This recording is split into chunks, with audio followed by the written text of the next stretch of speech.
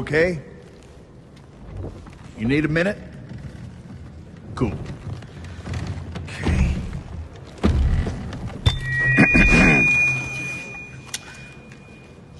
Listen up, people.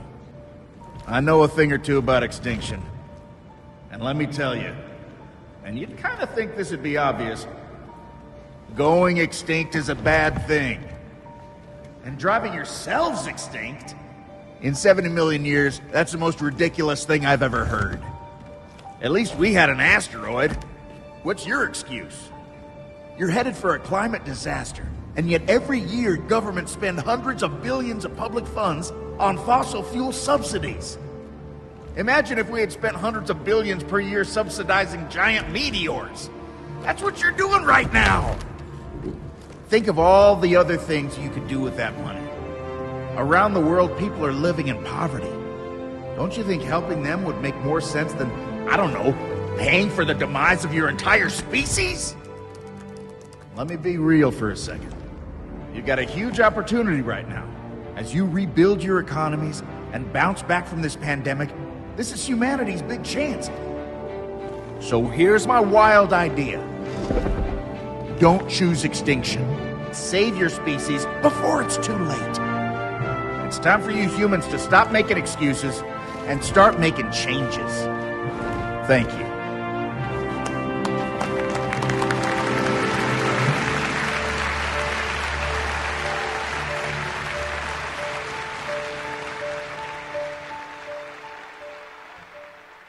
Boa noite, pessoal. Como deu para ver, hoje a gente vai falar da COP26, do clima, da emergência climática que a gente está vivendo e as notícias relacionadas a essa expectativa, né, para encontro a reunião da Cúpula do Clima, Convenção das Nações Unidas para tratar das questões climáticas lá em Glasgow, na Escócia, a partir desse fim de semana.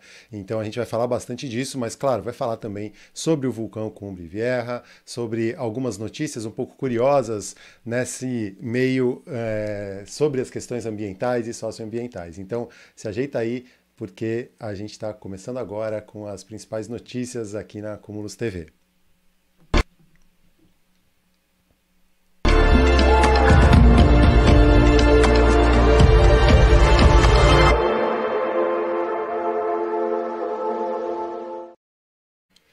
Bom, esse vídeo que passou aí na abertura, né, é um vídeo divulgado pelo Programa das Nações Unidas para o Desenvolvimento e com essa pegada, né, de tentar chamar a atenção porque o que a gente está causando com a emergência climática, né, com toda a crise climática, é provocar a extinção da nossa própria espécie. O planeta vai seguir aqui e está aí o vulcão Cumbre Vieja em erupção, mostrando o quanto esse planeta é forte, dinâmico e vivo, né? E a gente está acompanhando isso e ao mesmo tempo sabendo que estão várias situações acontecendo, indicando para um caminho que não terá mais volta para a espécie humana, né? Então esse vídeo é bem interessante por isso, por abrir essa reflexão. Então hoje vou trazer algumas das principais notícias aí da temática ambiental antes da gente ir falar do vulcão. E eu vou começar lá pelo site o Eco, porque teve um estudo que foi publicado agora, um estudo Emergência Climática e Estratégias Subnacionais na Amazônia. É um mapeamento das políticas públicas dos 9 estados da Amazônia Legal em relação às mudanças climáticas, né? O quanto a gente está preparado para enfrentar os efeitos da crise climática que já estão aparecendo por aí, né? E segundo esse estudo, nenhum dos 9 estados possui um sistema de alertas ou plano de contingência para lidar com inundações, secas, incêndios ou ondas de calor, né? Imagina, se estavam preocupados com o tsunami, que poderia ter um tsunami no Atlântico e chegar nas cidades costeiras do Nordeste, da região Norte, pelo menos na região Norte, se sabe que a gente não tem um plano de contingência para lidar com as inundações que eventualmente vão acontecer com essas mudanças que a gente está encontrando no clima. Então vou lá para o texto. Nenhum dos 9 estados que compõem a Amazônia Legal possui sistemas de alertas ou planos de contingência permanentes para eventos extremos, como inundações, secas, incêndios florestais e ondas de calor. Isso é o que revela um estudo lançado nesta quarta-feira, dia 27 de outubro, pelo projeto Achados e Perdidos. Um monitor de indicadores socioambientais, comandado pelas organizações Transparência Brasil e a Associação Brasileira de Jornalismo Investigativo, em parceria com a agência de dados Fiquem Sabendo. A Amazônia é uma das regiões mais vulneráveis ao impacto das mudanças climáticas no mundo. De acordo com o último relatório do IPCC, o painel intergovernamental contra as mudanças climáticas, a temperatura na bacia amazônica já aumentou entre 0,6 e 0,7 graus Celsius desde 1979. O cenário, somado ao desmatamento e às queimadas, torna o bioma ainda mais suscetível. O que preocupa, abre aspas aí para um trecho do estudo, preocupa a ausência de informação sobre a existência de protocolos para planos de contingência e sistemas de alerta nos 9 estados. Diante da frequência e gravidade de eventos climáticos extremos no país, é algo que deva ser estruturado de forma permanente e não apenas ocasionalmente. Os estados têm um monitoramento dos incêndios, na maioria deles baseado nos dados do governo federal, mas não existe plano de contingência. Então, mesmo para os episódios de queimadas na Amazônia, que é uma realidade mais frequente na Amazônia, os estados não possuem planejamento de riscos, né? Quando o fogo sai do controle, as pessoas não sabem o que fazer. Geralmente, elas esperam os brigadistas chegarem, mas esses brigadistas são contratados temporariamente. Então, o que fazer quando esses profissionais não estão disponíveis, né? Quais são as orientações para a saúde, por exemplo, para diminuir a intoxicação? É o que questiona essa pesquisa, né? O trabalho analisou a existência e facilidade de acesso às políticas subnacionais para a gestão das mudanças climáticas na Amazônia Legal, a partir dos dados abertos nos portais dos órgãos ambientais de cada estado e também via lei de acesso à informação. As informações obtidas foram cruzadas com 10 indicadores desejáveis para o controle da situação de emergência climática na região, divididos em 3 grupos: governança, mitigação e adaptação. E o relatório indica que dos 9 estados analisados, 7 possuem leis estaduais sobre mudanças climáticas, algumas delas bastante recentes, como é o caso de Roraima. Amapá e Maranhão não têm políticas públicas permanentes sobre mudanças do clima, mas estipularam metas de governança ambiental referentes ao tema em seus planos plurianuais. E então mostra um pouco como falta, inclusive, uma coordenação nacional, né? A criação de estratégias subnacionais para o tema é prevista desde 2009, quando foi aprovada a Política Nacional sobre Mudança do Clima no âmbito nacional. Além disso, o relatório lembra que as unidades federativas inseridas no bioma amazônico fazem parte da Força-Tarefa dos Governadores pelo Clima e Florestas, colaboração internacional que reúne estados e províncias com o objetivo de promover liderança subnacional na articulação das estratégias para a redução do desmatamento, desenvolvimento sustentável e redução de emissões de gases poluentes. O estudo lançado nesta quarta-feira também chama atenção para o papel que o governo federal deveria ter na implementação das diretrizes para a redução dos impactos das mudanças no clima. Segundo o trabalho, falta coordenação nacional para orientar as ações, não só na Amazônia, mas em todo o país.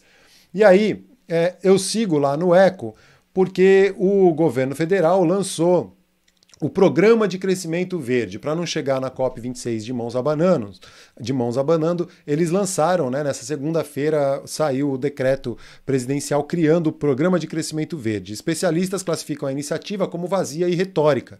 Com desmatamento em alta e falta de políticas de controle, o Brasil não terá nada de relevante para levar a Glasgow. E aí, nessa matéria, fala um pouco, né, como o Plano Nacional de Crescimento Verde. Eu fui lá para o decreto, né, que cria, no dia 25 de outubro, institui o Programa Nacional de Crescimento Verde. O que acontece é uma lista de desejos, né, de objetivos, mas sem estabelecer metas, sem dizer prazos, sem ser mais específico, né? E aí vira um documento retórico mesmo, né? Vamos aliar o crescimento econômico ao desenvolvimento com iniciativas sustentáveis, criar empregos verdes, promover a conservação de florestas e a proteção da biodiversidade, mas não diz como fazer isso, né? Quais são os passos para se fazer isso, né? E aí é o que diz alguns especialistas, né? Mais um programa retórico do atual governo, com aumento exponencial nos números de desmatamento e queimada e sem uma política efetiva de comando e controle, a atual administração federal tenta criar fatos positivos para apresentar na COP26, que começa no próximo domingo, dia 31 de outubro.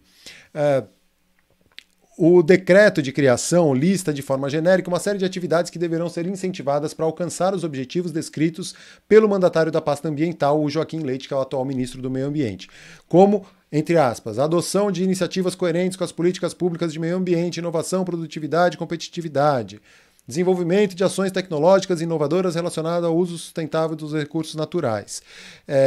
Ausência de prazos, metas, responsabilização em caso de não entrega de resultado, avaliações periódicas, obrigações de publicar resultados e propostas, e além disso, sem ter uma participação da sociedade civil nesse processo, né, para criar esse programa de crescimento verde, acaba virando um documento no papel, vazio, que para ser cumprido, para ser executado, não tem nenhuma diretriz, não tem um prazo, não tem uma responsabilização, então vira um documento retórico. Resta saber como que isso vai ser recebido na COP26, né? Será que vai ser com bons olhos?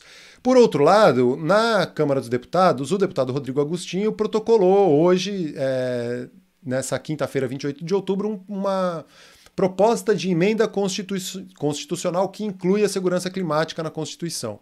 O Rodrigo Agostinho é coordenador da Frente Parlamentar Ambientalista, deputado federal, né, pelo PSB de São Paulo, e ele protocolou na quinta-feira essa PEC que inclui a segurança climática na Constituição Federal. A intenção é que a garantia ao meio ambiente ecologicamente equilibrado e a segurança climática seja incluída no artigo 5º da Constituição Federal. E ele começou a coletar assinaturas em abril e aí ele conseguiu mais de 171 assinaturas, que é o número necessário para apresentar uma PEC, que é uma emenda constitucional, né? E aí foi apresentada às vésperas também da COP26, também tentando demonstrar, passar esse sinal de que o governo brasileiro, de que o Brasil, né, a gente está se mexendo para tentar enfrentar a crise climática. O texto também prevê que o tema de segurança climática seja um dos princípios a serem observados na ordem econômica do Brasil, assim como a previsão de que o poder público adote ações de mitigação às mudanças climáticas e adaptação aos seus efeitos adversos. Já passou da hora de o Brasil reconhecer que a mudança do clima é uma preocupação comum. Inúmeros países já adotam medidas para enfrentar esse problema. Fazer maquiagem verde não adianta mais, corremos o sério risco de passar vergonha na COP26. Seguindo no eco, e aí tem um outro texto que é uma análise um pouco mais completa, que fala um pouco sobre a adoção de políticas de neutralidade de emissões de gases de efeito estufa e como que o setor privado pode entrar, né, como um aliado na demanda por créditos de carbono. Para explicar mais de forma geral, eu vou deixar o link dessa reportagem aqui nos comentários depois, porque é só para entender um pouco, né? O Brasil também tem avançado de alguma forma nessa questão dos créditos de carbono, e isso é muito importante, porque a gente, com a demanda de várias empresas, surgindo o ESG, que é um modelo de empresa de investimentos que visa o environmental, que é o meio ambiente, o social, que é o social, e o governance, que é a governança, né, dessas empresas sendo socialmente e ambientalmente responsáveis. Então, essas empresas têm interesse em, por exemplo, neutralizar suas emissões de carbono, e muitas vezes elas não têm condição de realizar isso no teu local, na tua forma. Então, eles compram créditos de carbono. Então, a floresta ou um manguezal que captura muito carbono, isso vai ser calculado e vai virar um crédito, vai virar uma moeda, né? O carbono vai virar uma moeda. Então, só que isso está demorando, isso já está previsto no Acordo de Paris e não é de fato implementado e colocado em prática de uma maneira que incentive as empresas a comprar crédito de carbono, a bancar para as pessoas, para as instituições, para os governos que preservem as florestas, os mananciais. Um grande exemplo disso é em Nova York, nos Estados Unidos, que passaram a pagar para os proprietários de terra nas nascentes dos rios que abastecem as cidades, né? Então, para eles preservarem os mananciais, preservarem as nascentes, eles passaram a receber por isso, porque isso tem um valor na cidade, que é ter água para as pessoas, né? Então isso tem um valor e passou a ser contabilizado isso e as pessoas receberem por proteger. Então passa a ser incentivador, né? Passa a ser um incentivo para que essas pessoas ou instituições ou o próprio poder público que tenha terras públicas possa receber por manter a floresta em pé. Então a maneira, né, pelo texto do Miguel Milano e do Fábio Olmos aqui no Eco, né, eles dizem, o resumo da ópera é a seguinte, né, o desmatamento é um problema sério, a sua conta de luz mais cara é só parte das consequências dessa prática insana, mas parte da solução para conservar as florestas em pé é simples, né, o caminho passa por fazer com que elas valham mais em pé do que derrubadas, para dar lugar à produção de commodities baratas, né? Então, você derrubar a floresta para plantar soja ou para criar gado não é tão vantajoso se a floresta em pé te der um retorno financeiro melhor, né? E é fácil fazer isso, né? E aí a COP26 vem aí também para isso, para negociarem isso, para a gente colocar o crédito de carbono como sendo uma das prioridades, a gente poder negociar isso de alguma maneira, e aí valorizar a floresta em pé, o manguezal preservado, né, a Mata Atlântica, e a gente conseguir, né, restaurar a floresta e isso valer dinheiro. Isso eu acho que é um caminho, porque a gente está nessa sociedade que valoriza o dinheiro, né? Então, se a economia mover para esse sentido, a gente talvez tenha uma saída, né? E aí, por falar em economia, né, e olhar pelo lado econômico, antes da cúpula do clima, né, a COP26 em Glasgow, a cúpula do G20, né, a 16ª cúpula do G20 está se reunindo esse final de semana em Roma, Itália, né, são as 20 economias mais ricas do mundo, e para muitos líderes internacionais o encontro servirá como um aperitivo para a COP26. Eu estou agora no site Clima Info, tá? Não à toa, parte importante da agenda da cúpula do G20 agora vai girar em torno da questão climática e pela urgência dos principais economias globais intensificarem esforços para combater o aquecimento do planeta. Ontem, dia 27 de outubro, o braço financeiro do PNUMA, que é o Programa das Nações Unidas para o Meio Ambiente, apresentou uma análise aos países do G20 com recomendações para compromissos viáveis de neutralidade climática de instituições financeiras. De acordo com esse órgão, né, do PNUMA, os formuladores de políticas públicas nos países mais ricos do mundo precisam considerar maneiras mais efetivas para supervisionar as contribuições do setor financeiro para os esforços climáticos nacionais e internacionais. A principal preocupação é com a proliferação de compromissos corporativos puramente artificiais, sem qualquer lastro científico ou transparência sobre as metas, ações e cronogramas de trabalho. É muito fácil para uma empresa, para uma instituição financeira dizer que é verde, que investe nesses ESG, mas na prática não faz nada com um lastro científico ou com metas e ações bem estabelecidas, né? E aí vou abrir aspas aqui para o Eric Usher, que é o chefe desse órgão financeiro, braço financeiro do PNUMA. O objetivo dessas recomendações não é apenas apoiar as instituições financeiras a atingirem o valor líquido zero com credibilidade. Valor líquido zero é de emissões de carbono, né? Nessa questão de compra de crédito de carbonos, como essas instituições financeiras conseguem zerar suas emissões de carbono, mas também catalisar mudanças na economia real. Na ausência de uma estrutura acordada globalmente, os líderes voluntários estão fazendo progresso. No entanto, gostaríamos que todos os bancos, seguradoras e investidores adotassem as recomendações com o apoio dos membros do G20. Então, essa é um pouco a ideia, né, de como que as instituições financeiras ou essas empresas da área financeira, seguradoras, ao invés de simplesmente comprarem crédito de carbono ou investirem lá numa empresa ESG e dizerem que estão cumprindo com a parte deles, como que os investimentos deles de fato proporcionem uma mudança real, né? Ou incentivem uma mudança real na economia para o sentido da conservação, né? Então essa é a tônica aí dessa reunião do G20 em Roma, que acontece logo antes de Glasgow, né? Da COP26, que é a cúpula do clima, que começa domingo. Então no sábado vão estar todos em Roma, domingo vão para Glasgow, pelo menos uma parte dessas pessoas que estão lá. Aqui tem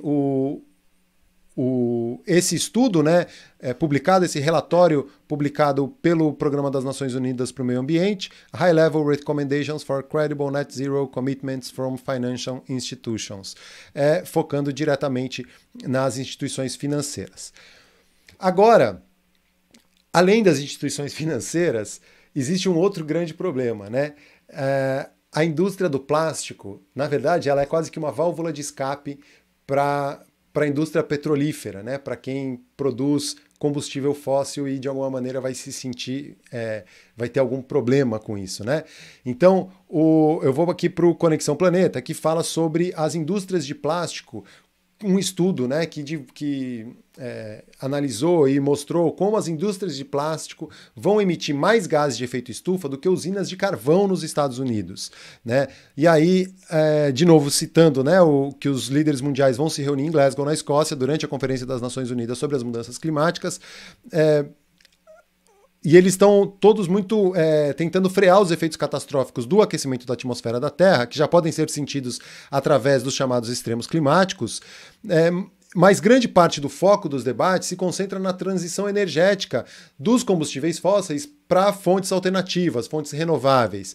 Mas esse novo relatório que eu tenho aqui, né, The New Coal, Plastics and Climate Change, feito pela Beyond Plastics, que fala, né, como o plástico é o novo carvão. E de acordo com esse estudo apresentados pelos pesquisadores do projeto Beyond Plastics, do Bennington College nos Estados Unidos, em 2030, a indústria de plásticos americana liberará mais emissões de gases de efeito estufa do que a de carvão. Então, ao analisar os estágios de produção, uso e descarte de plásticos naquele país, né, nos Estados Unidos, o levantamento revela que os fabricantes de plástico emitem pelo menos 232 milhões de toneladas de gases de efeito estufa por ano, o equivalente a 116 usinas termoelétricas a carvão do porte médio. Só no ano passado, as emissões do setor de plástico aumentaram em 10 milhões de toneladas em relação a 2019. E para piorar ainda mais esse cenário, estão em andamento obras para a construção de mais 12 fábricas de plástico nos Estados Unidos e outras 15 em fase de planejamento. No total, essas expansões podem emitir mais de 40 milhões a mais de toneladas de gases de efeito estufa anualmente até 2025. Aí eu vou abrir aspas para a Judith Enck, que é presidente da Beyond Plastics.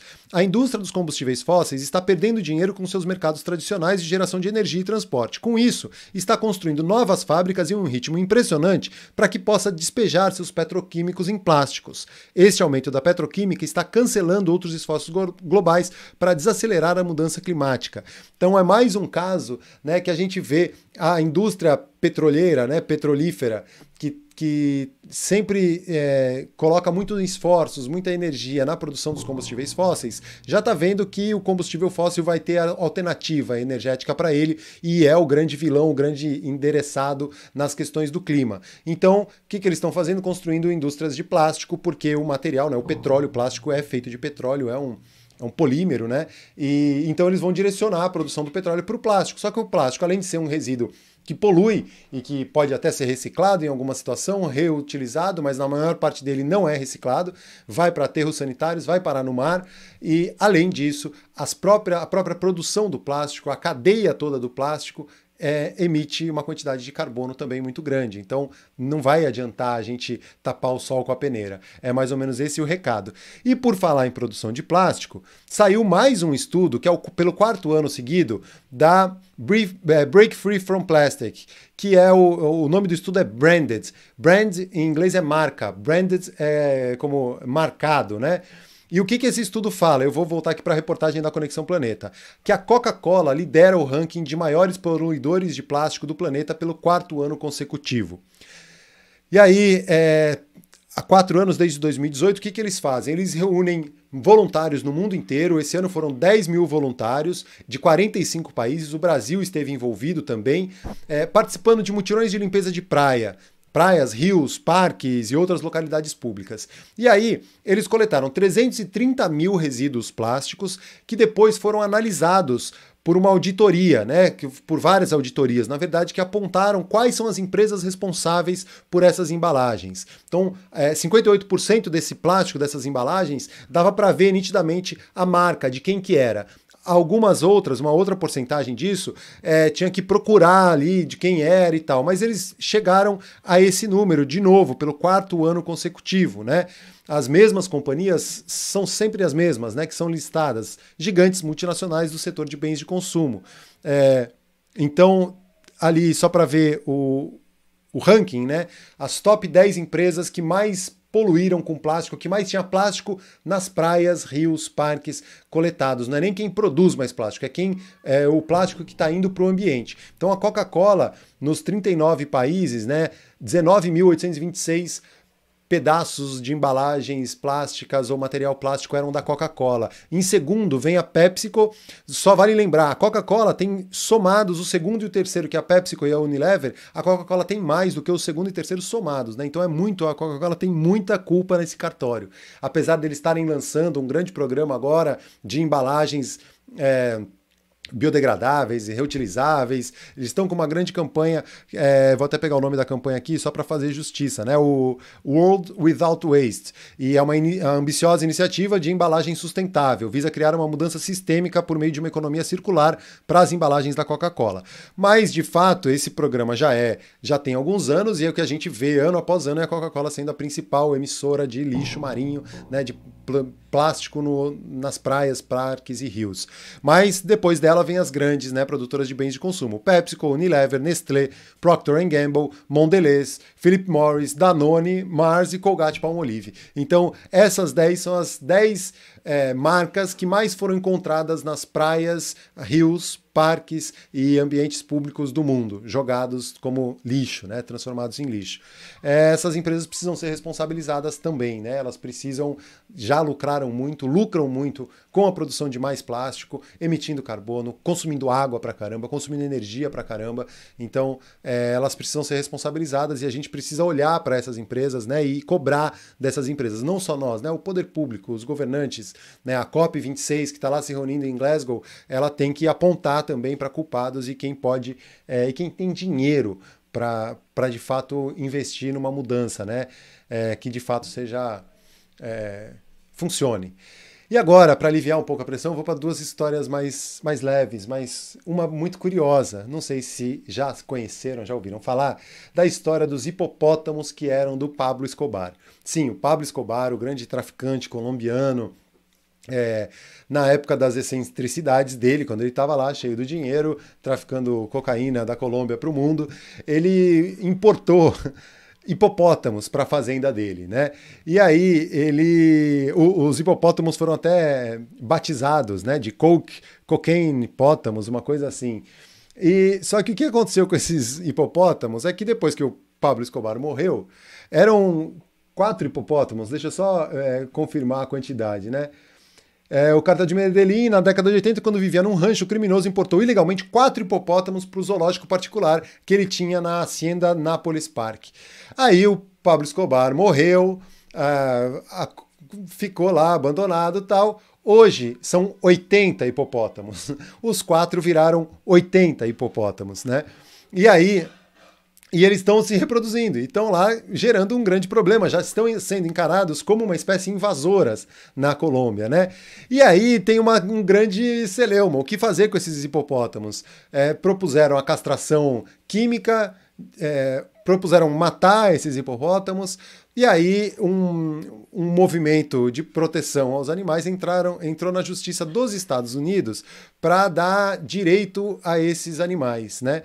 E aí, depois das autoridades da Colômbia proporem a esterilização química ou mesmo a morte deles, né, tratando como uma espécie invasora, esse grupo de proteção animal entrou na justiça com uma ação contra o governo da Colômbia pela decisão de matar os hipopótamos ou sobre os efeitos da castração química. O processo acontece nos Estados Unidos, então tornou-se um caso internacional. Os Estados Unidos permitem que qualquer pessoa que seja uma pessoa interessada em um litígio estrangeiro solicite a permissão de um tribunal federal para receber depoimentos no país em apoio ao seu caso no exterior. E aí a Corte do Estado de Ohio deu ganho de causa pela organização. E aí atendeu o pedido, né, e reconheceu os animais como pessoas jurídicas, algo inédito para a Colômbia, né? E aí, no caso apresentado à Justiça Americana, os queixosos eram a comunidade de hipopótamos que vive no Rio Madalena. A decisão da Justiça Americana não influencia na Justiça da Colômbia, né? Mas não tem valor, né, no território colombiano, mas abre um precedente importante para outros casos envolvendo os direitos animais nos Estados Unidos. E aí, em países como Argentina, Índia e Paquistão, inclusive na própria Colômbia, os animais já têm legitimidade para abrir processos judiciais para proteger seus interesses. E eu já falei aqui recentemente sobre a montanha ou o rio entraram com um processo, por exemplo, aqui no Brasil, pedindo como o Rio Doce tendo direito constitucional, né, um direito jurídico ali num processo que rolou lá em Minas Gerais. E existem outras experiências em outros lugares sobre isso também. Para fechar, a notícia lá de Santa Catarina, porque um grupo de pinguins foi devolvido ao mar depois do resgate e período de reabilitação. Enfim, de volta ao mar. Hoje pela manhã, 13 pinguins de Magalhães, esfênicos megalínicos,